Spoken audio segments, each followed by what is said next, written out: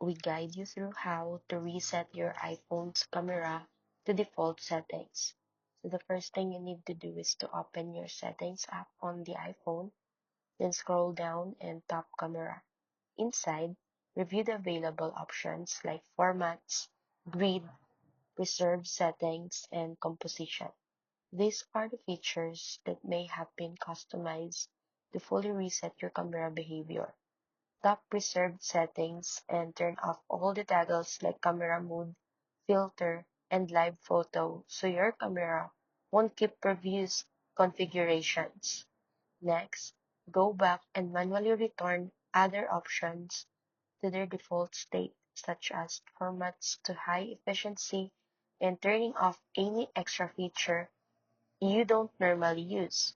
If your camera still feels off, go to Settings, General, Transfer or Reset iPhone Reset, then tap Reset All Settings. This won't delete your data, but will restore all system settings, including the camera. After that, open your camera app to confirm everything is back to default and working smoothly.